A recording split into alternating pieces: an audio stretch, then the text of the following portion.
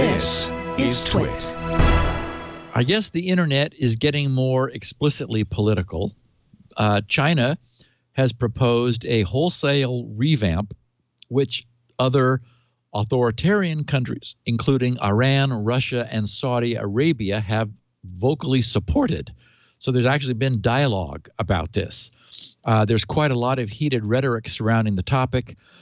And, you know, as with contact tracing, where it's complicated, the rhetoric and the technology might be quite different from one another. So in working to get a feel for what was actually going on, I started with a PowerPoint slide presentation I found, which had been, well, it had been given during one of the workshops and seminars conducted by the ITU, the International Telecommunications Union, and it was done by the main architect, and mostly was sort of technological bullet points. It's not something anyone could implement anything from, but it's at exactly the right level to gain some overall understanding of sort of like what's the gist of this, which is, you know, my goal is to share that with our listeners. So for their key network technology requirements, they explained that they felt there was a need for more flexible, variable length IP addresses to adapt to diverse scenarios and to be backward compatible with IPv4 and IPv6. They also said support addressing and routing optimized based on communication entity semantics and something called digital twin relationships. Some time was spent talking about digital twins, but it was never very clear to me from the slides what they were. They're also trying to support real-time, what they described as large flux communication in virtual physical fusion scenarios, combining ubiquitous AI theory, whatever any of that means. There's a lot of talk about the future need for truly massive bandwidth and guaranteed low latency in support of, and I'm not kidding, holographic transmission and applications such as telesurgery.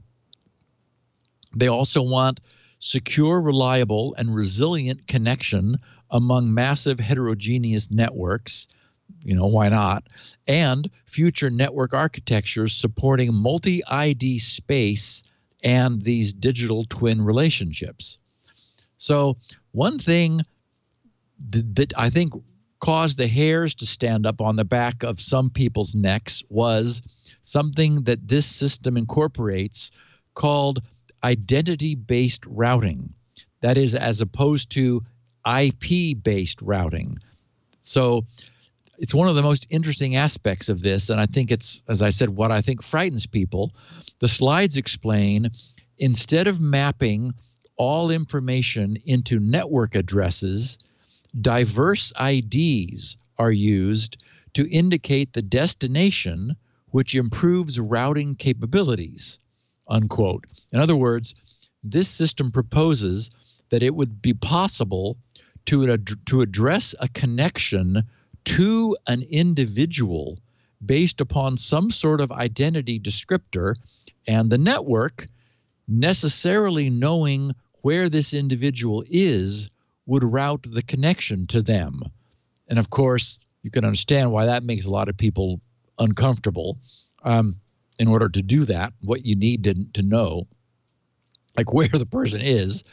The slides explain packets are addressed by semantic content metadata, of which old-style IP addresses become a subclass. And examples of semantic content are given: content ID, device ID, people ID, and service ID.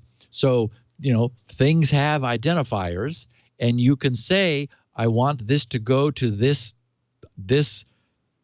device, or this person, or this service, and somehow the network makes that happen. They suggest that this would enable network layer deterministic forwarding rather than our current best effort forwarding, which of course is famously makes the internet go today. Yeah. This is the antithesis of net neutrality. This is the exact opposite. Yes. All bits are not equal. Yes. All bits are unequal, and we can, do what we want with them. Yep. Some bits are better than others. Mm-hmm. And the overall global network would be redesigned with a sort of super QoS, that's my term, a super quality of service structure, which they assert will be needed to satisfy future scenarios. So the network's available transit bandwidth would be divided into slices, and they suggest some examples. An AR/VR slice would have low latency, less than 20 milliseconds. What they described as a self-driving slice, and I guess they mean autos, would have a latency much lower than that even, of less than 5 milliseconds.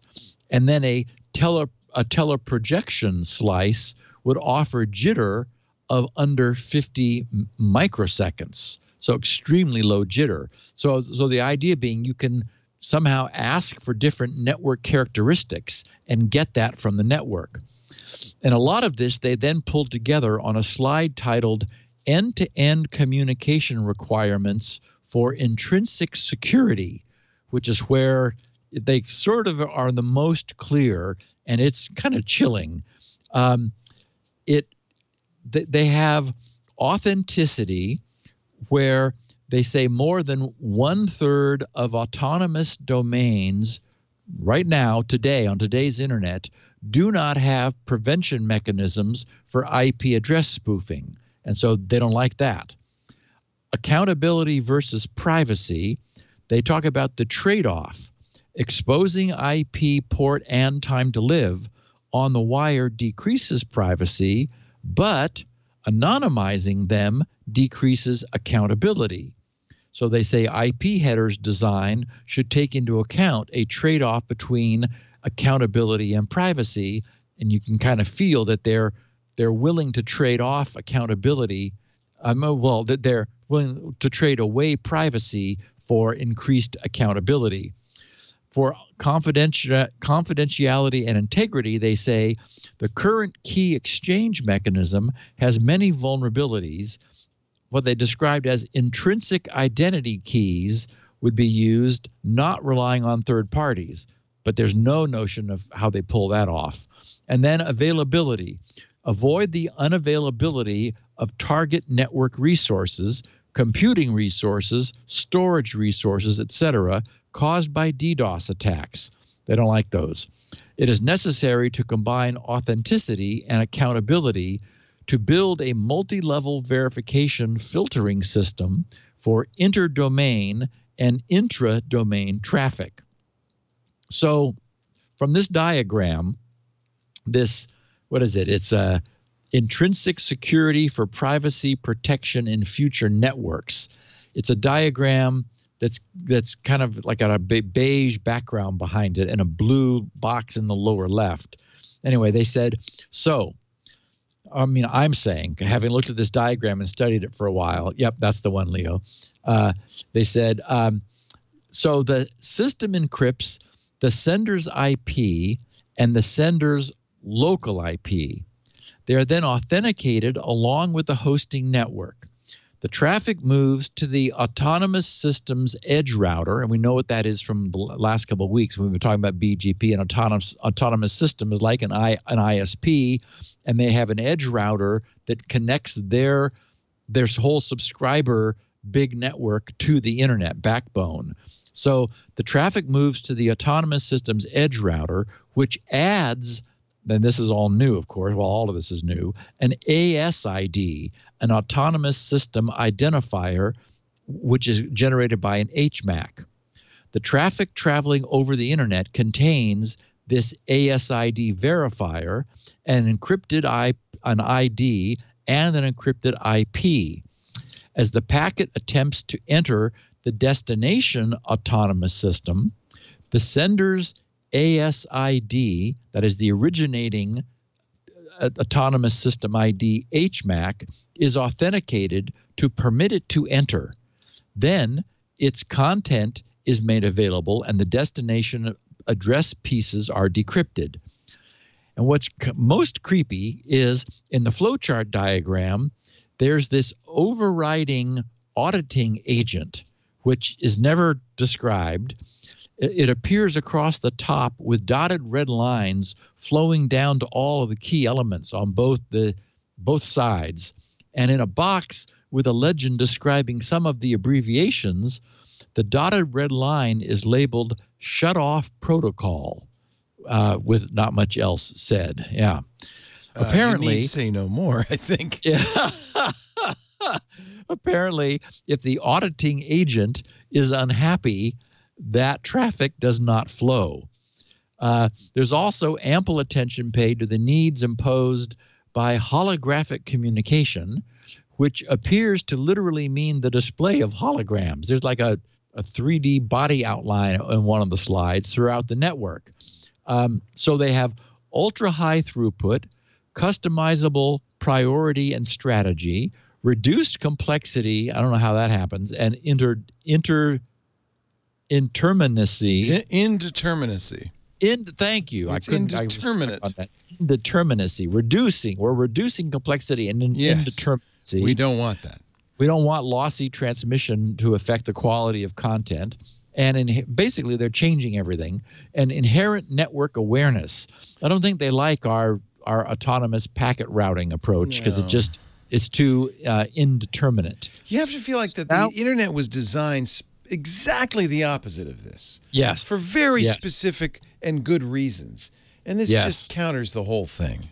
Yes. And who the hell's doing holographic communication anyway? Yeah. What are they talking about? I really there was a sense that they were trying to use these really inflated future things. Yes. And then so we're going to have to change the plumbing in order to support our future holograms, our holographic dictator. Thank God we have holographic communications now. Yeah. So anyway, that's a sense for what they're aiming at. The RIPE, which is the EU's internet governance body, blogged about this proposal under the questioning title, "Do we need a new IP?" That full blog post is long and winding, but the official response is short and to the point. Well, it is not quite as rude as saying no, but it's titled "Response to New IP Shaping Future Network Proposal." I've got the link to the PDF. It's only 2 pages. It reads, "During this group's last meeting in September 2019, a number of proponents introduced a proposal titled New IP Shaping Future Network, proposing what was described as an opportunity for a strategic transformation of the Internet. The RIPE NCC appreciates the opportunity to respond to the proposal by means of this contribution.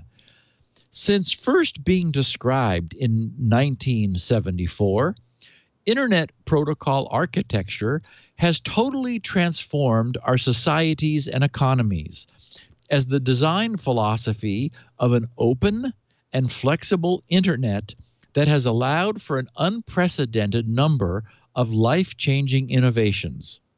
It is true that boosted by privatization and increased competition, these technological breakthroughs have also dramatically changed the telecommunications landscape. While it was once common to carry TCP/IP data streams across traditional PSTN infrastructure, those original telephone systems have now also evolved and are carried using the Internet protocol. In other words, it's sort of flipped it upside down. Throughout, instead of the TCP/IP being carried by the phone, now the phone is being carried by TCP/IP. Throughout its lifetime, the Internet protocol has also adapted to accommodate changing requirements and new technological insights. The most noticeable and impactful change was the redesign toward IPv6 with its 128-bit address space to overcome scalability issues and support growth beyond expectations. We believe it is exactly that open and adaptable nature that not only of the technical architecture, but also the surrounding governance models that is fundamental to the Internet's unprecedented success. Growing alongside its technical infrastructure, the Internet's governance model has also evolved to include new stakeholders and accommodate innovations, unforeseen use cases, and unimagined growth as the Internet became the fundamental technology powering our societies and economies. The open, inclusive, multi-stakeholder approach throughout its development, both in the technical forums that created its standards as well as the governance of its resources, has made the Internet what it is today. While we recognize the need for both the technical standards as well as these governance models to continue evolving, we strongly believe such evolution should take place from within the organizations and structures that invented the Internet and have supported its evolution throughout its history. We also strongly believe that any rationale for change must be carefully evaluated by all stakeholders in an open and transparent process to achieve consensus. The ripe NCC is deeply concerned by what has been proposed here. We are especially concerned by the notion that this proposal represents an opportunity to steer away from the traditional bottom-up decision-making model. We also believe the technical rationale presented is flawed and find the suggested alternative designs to be both unrealistic and unproven. Furthermore, if any of the proposed solutions could be developed to a mature and production-ready standard, market adoption is very uncertain and would take decades to accomplish. The ripe NCC is of the opinion that the proposal is premature and that following through with any of the suggested work would create significant overlap with the ongoing work of other stakeholders, in particular that of the Internet Engineering Task Force. Although some of the issues mentioned may warrant further study, we insist that any work on the evolution of the IP protocol layers and the associated technical standards be left to the Internet Engineering Task Force and be conducted under its governance. The RIPE NCC recommends that TSAG and the ITU telecommunications standardization sector in general not make any of the suggested changes to its structure or pursue any work items related to this proposal that would evolve the Internet protocol stack under the related to this proposal. That would evolve the Internet protocol stack under the ITU's remit. In other words, hands off. So that's what they had to say, not surprisingly. This is interesting, I guess, from a sort of theoretical what-if model, and it sure did ruffle, as I said, a bunch of feathers. But it's clear that those of us who have some deep affection for the operation of today's Internet, warts and all, have little to fear. Let's remember that we can't even get people to upgrade their version of TLS. This would be a lot hairier. This would be a lot more. Yeah. Oh, Leo, it breaks everything. Yeah. It would scrap the entire investment in all of everyone's existing Internet networking equipment. And I was thinking about, first of all, no one wants it. But if such a thing, maybe there would be a completely next generation thing once the holograms are, needing more bandwidth, demanding their own bandwidth. If such a thing should ever happen, first of all, it's a long ways off. And the only way I can see anything like that ever happening would be as an overlay of an entirely new next generation network, which would initially run in parallel and only in a few locations alongside today's internet. And it would gradually, maybe over time, eventually replace the older internet, which, come to think of it, is exactly the way the original internet was born. Mm-hmm. Mm-hmm. But, it was only connected a few things, and it, didn't try to replace the telephone. Mm-mm. And, and then it got bigger and it connected more and more places, and then it got more and more use, and it just sort of happened. So I could imagine some next net that would, happen sort of the same way. It would just, some people would start connecting things up, and other people would go, hey, we need to get one of those boxes if we want to play, with those holograms. Consider the holograms, my friend. Consider the poor holograms.